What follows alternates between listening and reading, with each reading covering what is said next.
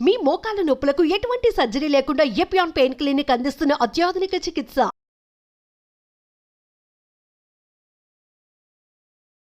నమస్తే, welcome to Suman TV. ప్రస్తుతం మనతో పాటు ఉన్న డాక్టర్ అచ్యుత, ఆంకాలజిస్ట్ నుంచి. సో మరి క్యాన్సర్కి సంబంధించి మరికొన్ని విషయాలు సార్ని అడిగి తెలుసుకుందాం. నమస్తే సార్.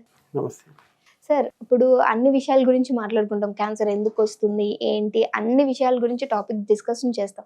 బట్ ఏంటంటే మనం ఇంట్లో వంట, బయట ఫుడ్ తింటే క్యాన్సర్ వచ్చుద్ది, సో అందులో సమ్ కెమికల్స్ అవన్నీ ఉంటాయని చెప్తాం. బట్ ఇంట్లో వండుకునే వంటల్లో కూడా కొన్ని వండుకోవటం వల్ల క్యాన్సర్ వచ్చే అవకాశం ఉంది అని అంటున్నారు. సో దీన్ని మీరు ఏమంటారు సార్ దీని గురించి? అంటే యూజువల్గా కొన్ని డీప్ ఫ్రైస్ అంటారండి. అంటే నూనెను మాటికి అదే వాడడం ఒకటి, దాని తర్వాత డీప్ ఫ్రైస్ వాడడం ఒకటి, ఇంకొకటి మనం నార్త్ ఇండియన్ బెల్ట్కి వెళ్తే అక్కడ దీపం నూనె ఉంటుంది కదండి, అట్లాంటివి ఎక్కువ ఫుడ్ కోసం వాడుతూ ఉంటారు.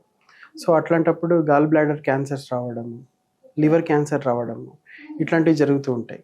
ఎక్కువ మనం రోస్ట్ చేస్తే, అంటే ఒకవేళ మనం మాడిపోయిన లాంటివి ఎక్కువ తింటూ ఉంటే దాంట్లో అసోసియేషన్, అంటే ఖచ్చితంగా వస్తుందని కాదు, కాకపోతే ఒక చూసిన అసోసియేషన్ ఏంటంటే పేగులకి క్యాన్సర్ రావడము ఇట్లాంటివి కూడా వచ్చే అవకాశం కొంచెం ఎక్కువ అండి.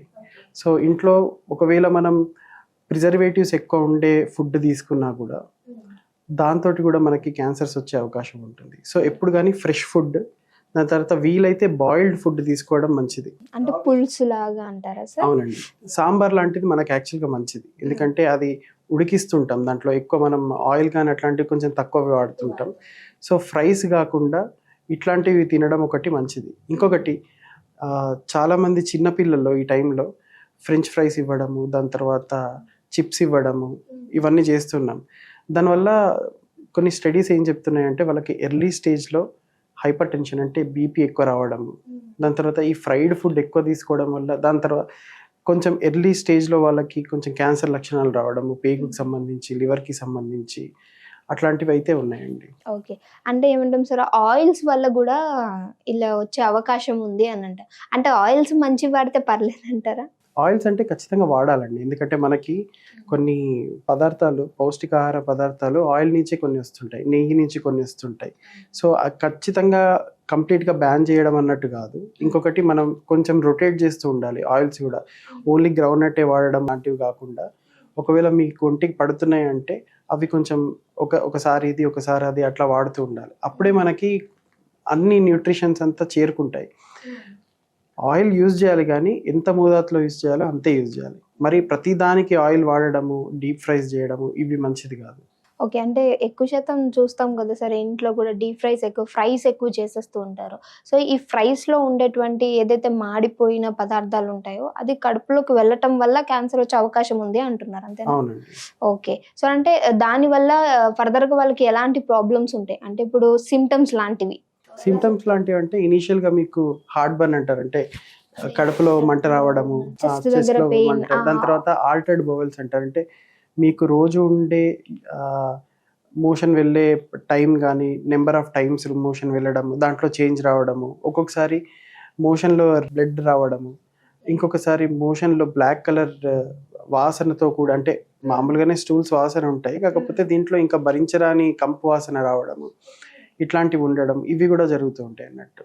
సో అందుకోసం అని చెప్పి మేము యూజువల్గా రా ఫుడ్, వెజిటేబుల్స్లో రా వెజిటేబుల్స్ ఎక్కువ, లేకపోతే దాన్ని ఉడికించి తినడం బెస్ట్ అని చెప్తూ ఉంటాం. ఓకే, అంటే ఇది ఎర్లీ స్టేజ్ అంటారా, లేకపోతే మనకి స్టేజెస్ దాటిన తర్వాత ఇలా ఉంటుందంటారా? యూజువల్గా మనకి ఒకవేళ స్టూల్స్లో బ్లడ్ వస్తుంది అనుకోండి, అది ఒక అల్సర్ ఫామ్ అయి అక్కడి నుంచి బ్లీడింగ్ స్టార్ట్ అయిందని అర్థం అన్నట్టు లోపల. దాంతో పాటు ఒకవేళ మనకి దాని బ్లడ్తో పాటు మోషన్ రాకుండా ఉండడము, లేకపోతే కడుపు ఉబ్బిపోవడము ఇట్లాంటివి జరుగుతుంటాయి, అంటే అబ్స్ట్రక్షన్ కూడా స్టార్ట్ అయిపోయిందని. మామూలుగా పేగులోంచి మనకి ఫుడ్ ఎప్పటికప్పుడు మూవ్ అవుతూ ఉంటుంది, అది మూవ్ కానంత మాస్ ఫామ్ అయిపోయింది లోపల, అంటే యూజువల్గా కొంచెం అడ్వాన్స్ స్టేజ్కి వచ్చినట్టు. సో ఇలాంటి వాళ్ళకి మరి ఏం ట్రీట్మెంట్ ఉంటుంది సార్? అంటే అందరు అనుకుంటారు ఏం కాదులే, ఇంట్లోనే వండుకునేది కదా తినేస్తున్నాము, బయట ఫుడ్ కదా తినొద్దు అన్నారు అనుకుంటారు. సో ఇలాంటి వాళ్ళు తీసుకోవాల్సిన జాగ్రత్తలు, వాళ్ళు ఒకవేళ ఇలా కనుక క్యాన్సర్ వచ్చే అవకాశాలు ఉంటే వాళ్ళు ఎలాంటి ప్రాబ్లమ్స్ ఫేస్ చేస్తారు? జనరల్గా మనకి పేగుకి సంబంధించిన క్యాన్సర్స్ అయితే ఇది ఫ్యామిలీస్లో కూడా రన్ అవుతూ ఉంటాయండి. చిన్న చిన్న పాలిప్స్ లాంటివి ఫామ్ అవుతూ ఉంటాయి. కొలనోస్కోపీ లేకపోతే అప్పర్ జిఐ ఎండోస్కోపీ అంటారు. ఇవి చేసి వాళ్ళు దాంట్లో ఎటువంటి అల్సర్స్ ఉన్నాయో చూస్తారు. అవసరమైతే అక్కడి నుంచి ఒక బయాప్సీ ఇవ్వడము ఇట్లాంటివి కూడా చేస్తారు. ఒకవేళ మీకు ఆల్రెడీ ఫ్యామిలీలో ఇట్లాంటి క్యాన్సర్స్ ఇంతకు ముందు ఉన్నాయని అనుకుంటే జనరల్గా ఒక 10 years ముందే, అంటే ఇప్పుడు ఒకళ్ళకి ఒక 40 yearsకి క్యాన్సర్ డిటెక్ట్ అయింది అనుకోండి ఫ్యామిలీలో, వాళ్ళ ఇమీడియట్ సిబ్లింగ్స్ కానీ చిల్డ్రన్ కానీ ఒక 10 years ముందే కొలనోస్కోపీ అట్లాంటివి ప్రోయాక్టివ్గా చేయించుకుంటూ ఉండాలి. ఎందుకంటే ఒకవేళ మనం ముందే డిటెక్ట్ చేయగలిగితే, క్యాన్సర్ ఫామ్ అవ్వడమే ఆపేయగలిగితే అప్పుడు బెటర్. సో ఒకవేళ ఫామ్ అయిపోయింది అనుకోండి, దాని తర్వాత అది ఓన్లీ లోకల్గా ఆ పేగుకు మాత్రమే సంబంధించి ఉందా, లేకపోతే పక్కకున్న చిన్న చిన్న గడ్డల్లోకి వెళ్ళిందా, లివర్లోకి వెళ్ళిందా, ఇట్లా స్టేజింగ్ ఒకసారి చూసుకొని అవసరమైతే పేగుకి సర్జరీ చేసి తివ్వడము ఇట్లాంటివి కూడా చేస్తుంటారు. ఓకే సార్, మీరు అన్నారు ఫామ్ అవ్వక ముందే ఆపేయొచ్చు అని. అంటే మనకి ఫామ్ అవ్వలేదు అని ఎలా తెలుస్తుంది సార్? ఎండోస్కోపీలో చేస్తున్నప్పుడు అదొకటి, దాంట్లో మనకి లోపల అంతా చూడ్డానికి నార్మల్ మ్యూకోజా ఉందా, ఏమైనా చేంజెస్ వస్తున్నాయా అని చెప్పి చూస్తాం. ఇంకొకటి ఈ మధ్యకాలంలో కొంచెం ఎండోస్కోపీ కొంచెం అడ్వాన్స్ చేసి దానికి నారో బ్యాండ్ ఇమేజింగ్ అని చెప్పి ఒకటి ఉంటుంది. దాంట్లో చూసినప్పుడు కొంచెం ఎర్లీగా ఇంకా స్టార్ట్ అవ్వబోతుంది అన్నప్పుడు కూడా దాంట్లో క్యాపిలరీస్ చేంజెస్ వస్తూ ఉంటాయి అన్నట్టు. సో దాంతో ఒక మేబీ ఈ ఏరియాలో రావచ్చేమో రేపొద్దున అన్నట్టు అనుకుని దాంట్లో నుంచి బయాప్సీ తీసి దాంట్లో ఏమైనా ప్రీ మ్యాలిగ్నెంట్ చేంజెస్ ఉన్నాయని చూసుకోవడము ఇవన్నీ చేయొచ్చండి. ఇంకొకటి సెకండ్ ఇమేజింగ్ అంటారు.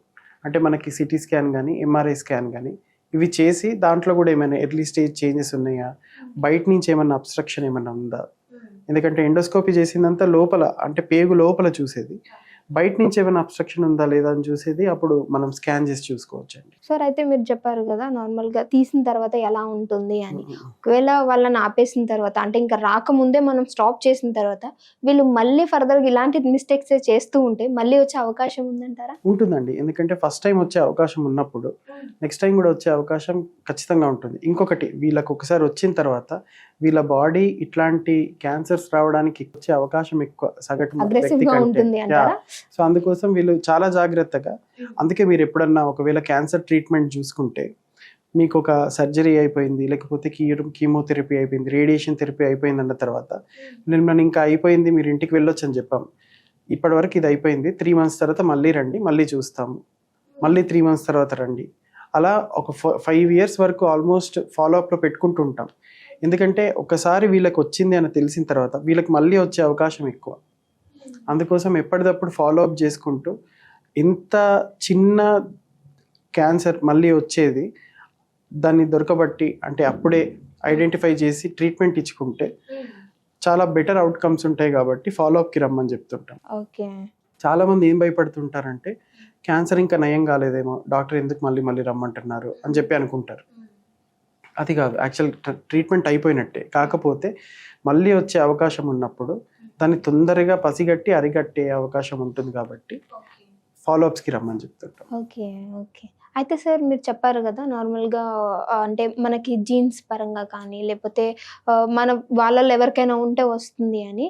సో అంటే సిస్టర్స్లో కానీ లేకపోతే బ్రదర్స్లో కానీ వీళ్ళల్లో కూడా ఎవరికైనా ఉంటే మిగతా ఉండే వాళ్ళకు కూడా ఉండే అవకాశం ఉందంటారా? కొన్ని ఉంటాయండి. సో ఫెమిలియల్గా, అంటే పేరెంట్స్ నుంచి చిల్డ్రన్కి వచ్చే క్యాన్సర్స్ కానీ అట్లాంటివి ఉన్నప్పుడు ఖచ్చితంగా ఒకళ్ళకు ఉన్నప్పుడు వాళ్ళకి ఇమీడియట్గా, అంటే ఇప్పుడు ఒక ఫాదర్కి ఉంటే సన్కి, వాళ్ళ బ్రదర్కి, వీళ్ళందరూ ఫస్ట్ డిగ్రీ రిలేటివ్స్ అంటారు అన్నట్టు. సో ఫస్ట్ డిగ్రీ రిలేటివ్స్కి వచ్చే ఛాన్సెస్ ఎక్కువ కొన్ని రకాలమైన క్యాన్సర్స్లో. ఇప్పుడు సపోజ్ సింగ్కి థైరాయిడ్లో మెడులరీ థైరాయిడ్ కార్సినోమా అని అంటారండి. ఓకే. అంటే ఇది ఒక రకమైన జీన్ ట్రాన్స్ఫర్మేషన్ వల్ల వచ్చేది, మ్యూటేషన్ వల్ల వచ్చేది క్యాన్సర్. సో దీంట్లో ఒకవేళ ఫాదర్కి వస్తే వాళ్ళకి పిల్లలు ఉంటే పిల్లలకు కూడా మేము టెస్టింగ్ చేపిస్తుంటాం. ఎందుకు అని అంటే ఒకవేళ అగ్రెసివ్ వేరియంట్ ఆఫ్ ఈ క్యాన్సర్ ఉందనుకోండి, పిల్లలకి ఒకవేళ థైరాయిడ్ క్యాన్సర్ లేకపోయినా వాళ్ళకి ఆపరేషన్ చేసి థైరాయిడ్ తీసేస్తుంటాం. సో ఎందుకు అని అంటే ఇటువంటి మ్యూటేషన్స్ ఉన్న వాళ్ళకి ఖచ్చితంగా రేపు పొద్దున వాళ్ళకి క్యాన్సర్ వచ్చే అవకాశం ఉంటుంది. సో అందుకు ముందుగానే ప్రొఫైలాక్టిక్ థైరాయిడెక్టమీ అని అంటాం, ముందే తీసేయడము. సో అట్లా ఇప్పుడు జెనెటిక్ టెస్టింగ్ అంటారు, అవి చాలా వరకు చాలా క్యాన్సర్స్లో చేసి మనం తీసుకోవాల్సిన జాగ్రత్తలు ఏవి, ఫ్యామిలీలో వచ్చే అవకాశం ఎంత ఉంది, ఇవన్నీ చేసి చూస్తున్నాము. ఓకే. అంటే జెనెటికల్గా వచ్చే అంటారు ఇవన్నీ కూడా. సో అయితే సార్ వీళ్ళు తీసుకోవాల్సిన పలు జాగ్రత్తలు ఏమై ఉంటారు అంటే హెల్త్ పరంగా కావచ్చు అండ్ అలానే తీసుకునే ఫుడ్ పరంగా, సో కొన్ని షేర్ చేసుకుంటారు. హెల్త్ పరంగా అయితే ఒకవేళ నేను చెప్పినట్టు మనకి ఆల్రెడీ ఒక ఫ్యామిలీలో ఒక డయాగ్నోస్డ్ క్యాన్సర్ పేషెంట్ ఉన్నప్పుడు వాళ్ళకి అంటే ఇప్పుడు ఒక మదర్కి బ్రెస్ట్ క్యాన్సర్ వచ్చింది అనుకోండి, వాళ్ళకి కొన్ని బ్రెకా జీన్ టెస్టింగ్ అంటారు అన్నట్టు, అట్లాంటివి ఇంకా పిల్లలకు కూడా చేస్తుంటారు, ఆడపిల్లలకి. వాళ్ళకు ఒకవేళ పాజిటివ్ ఉందంటే ప్రొఫైలాక్టిక్గా వాళ్ళకి అంటే సర్జరీ చేసి బ్రెస్ట్ తీయడము ఇలాంటివి చేస్తుంటారు అన్నట్టు. ఎందుకంటే వీళ్ళకి వచ్చే అవకాశం ఖచ్చితంగా ఎక్కువ మామూలు పాపులేషన్ కంటే. అదొకటి. ఫుడ్ పరంగా మీరు చెప్పినట్టు జనరల్గా ఏం చెప్తుంటామంటే ఇంట్లో నార్మల్ ఫుడ్ తీసుకోండి, ఎక్కువ ప్రోటీన్ ఫుడ్ ఎక్కువ తీసుకోండి. ఎందుకంటే మన ఇమ్యూనిటీ బిల్డింగ్ కానీ లేకపోతే ఏమైనా ట్రీట్మెంట్స్ తీసుకోవడానికి మనకి ఎబిలిటీ ఉండాలంటే తట్టుకునే శక్తి ఒకటి ఉండాలి. అది లేకపోయినప్పుడు కూడా ప్రాబ్లమే. సో అందుకోసం మంచి ప్రోటీన్ ఫుడ్, దాని తర్వాత వాటర్ ఎక్కువ తీసుకుంటూ ఉండాలి, హైడ్రేషన్ ఎప్పుడు బాడీకి హైడ్రేటెడ్ ఉండాలి. దాని తర్వాత రా వెజిటేబుల్స్ ఎక్కువ తీసుకోమని చెప్తాం. దాని తర్వాత ఒకవేళ నాన్ వెజిటేరియన్ ఫుడ్ అయితే ఫిష్కి కొంచెం ఎక్కువ దాంట్లో న్యూట్రిషనస్ వాల్యూ ఎక్కువ, ఆయిల్స్ ఎక్కువ ఉంటాయి. సో అది కాకుండా రెడ్ మీట్ తీసుకోవడం కొంచెం తక్కువ చేస్తే బెటర్ అండి.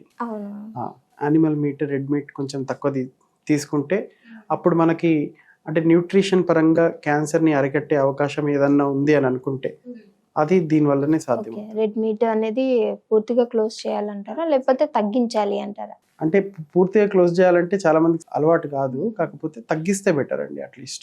ఓకే, అంటే ఉన్న వాళ్ళ లేని వాళ్ళ అంటున్నారు సార్? అంటే అందరూ జనరల్ గా, కాకపోతే ఉన్న వాళ్ళు అయితే ఖచ్చితంగా తగ్గిస్తే బెటర్. ఓకే, ఖచ్చితంగా కాదు, మానేస్తేనే మంచిది. ఎందుకనంటే ఇంత పెద్ద డిసీజ్ వచ్చిన తర్వాత కొంచెం దానికి జాగ్రత్త వహిస్తేనే మంచిది అంటారు కదా సార్.